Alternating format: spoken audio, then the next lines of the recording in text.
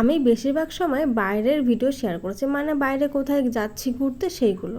তাই ভাবলাম যে এখন যেহেতু আমার বিয়ে হয়ে গেছে আর সংসারের কাজ আছে, তাই জন্য ডেলি ব্লগ তো হয়ই না সংসারের কাজ দেখানোর জন্য। তাই ভাবলাম যে আমিও শুরু আর তাছাড়া এক বাইরের ভিডিও দেখতে দেখতে তোমরাও বোরিং হয়ে গেছো, তাই নতুন কিছু দেখো। সকালবেলা ফ্রেশ হয়ে গিয়ে আমি বেড কভারটা ধুয়ে নেব। অ্যাকচুয়ালি বর্ষার দিন তো, ওই জন্য সকাল সকাল কাজগুলো করলে ফেললে তাড়াতাড়ি শুকিয়ে যাবে রোদ থাকতে থাকতে, তাই না? তো hello everyone, welcome back to my channel. I hope কি তোমার সবাই ভালো আছে, আর আমি তো খুব খুব ভালো আছি। তো চাদরটা ধুয়ে দেওয়ার পরে আমি চলে এসেছি ঘর ঝাড়ু দিতে, যেটা করতে আমার সব থেকে বেশি বিরক্ত লাগে। মানে হ্যাঁ, আমি কাজ করতে ভালোবাসি, ঘর ঝাড়ু দিতেও আমার ঠিক আছে, কিন্তু এটা সকালবেলা না, মানে আমি আমার টাইম মতন দেবো, যে সকাল বিকাল এরকম টাইমে দিতে আমার একদম বিরক্ত লাগে।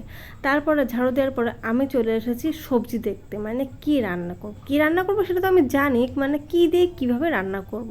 অ্যাকচুয়ালি রান্নাবান্না তো আমি অতটা করিনি না, বিয়ের আগে তো আমি করিনি, আর বিয়ের পরে শ্বশুরবাড়ি থেকেও করিনি। যা করা আমি এখানে এসে করছি, আর মায়ের কাছ থেকে ফোন করে করে শুনে শুনে নিই যে কোনটা দিয়ে কীভাবে রান্না করতে হবে।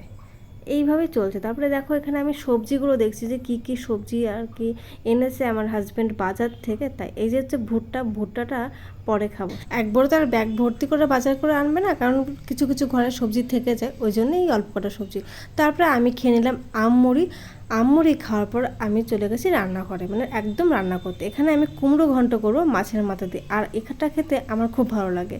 আমার মায়ের কাছ থেকে আমি দেখেছি করতে, এবং মায়ের রেসিপি নিয়েই আমি রান্না করছি। এত সুন্দর লাগে খেতে, মানে বলে বোঝানোর মতন না। তারপরে আমি মাছ রান্না করার জন্য আর কি আমি আলু কেটেছি। তারপরে একটা ফোন আসাতে, মানে আমার বাড়ি থেকে ফোন করলো, আর একটা ব্যাড নিউজ শুনলাম, আর ভিডিওটা কন্টিনিউ করতে পারি।